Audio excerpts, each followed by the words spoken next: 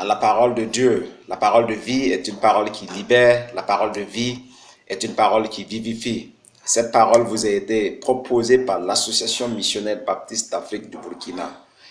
Et nous vous saluons dans le nom de notre Seigneur et Sauveur Jésus-Christ. Et la question qui a été posée aujourd'hui, c'est: qui est le Seigneur Jésus pour toi? Jésus-Christ est la figure la plus extraordinaire de toute l'humanité. Sa vie incroyable a influencé l'histoire d'une manière comme personne n'a jamais vécu. Alors, pour comprendre la signification de Jésus, vous devez comprendre le début.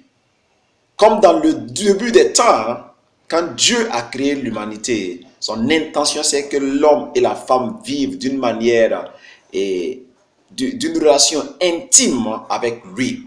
Et c'était l'objectif principal de Dieu.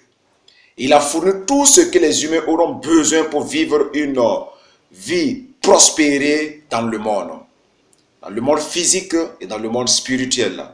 L'homme et Dieu vivaient en harmonie totale et en communion étroite. Mais l'homme a décidé de désobéir, de briser la relation qui existait entre lui et Dieu. Et parce que l'homme a introduit, il a choisi de pécher contre Dieu, tout ce que Dieu a créé est devenu pollué par un cancer appelé le péché. Pourtant, Dieu est saint. Son ADN, c'est la sainteté. Sans péché, sans défaut. Dieu ne pourra pas vivre avec l'homme dans son état pécheresse, dans son état maudit. Il va falloir que quelqu'un paye le prix d'un humain pour rétablir la relation avec Dieu.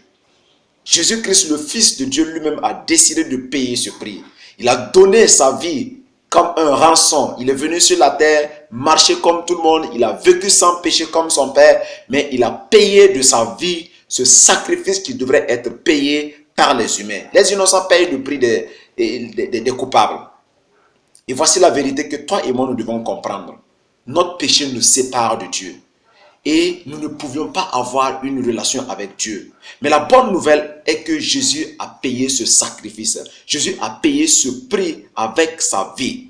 La Bible nous dit que Dieu a tant aimé le monde qu'il a donné son Fils unique, afin que quiconque croit en lui ne périsse point, mais qu'il ait la vie éternelle. Voici la bonne nouvelle. La Bible nous dit que si tu dis à haute voix, Jésus est Seigneur, et vous croyez dans votre cœur que Dieu l'a ressuscité d'entre les morts, vous avez la vie éternelle là. C'est cette bonne nouvelle que je t'annonce aujourd'hui. Merci de m'écouter. Sois béni dans le nom de Jésus. Amen.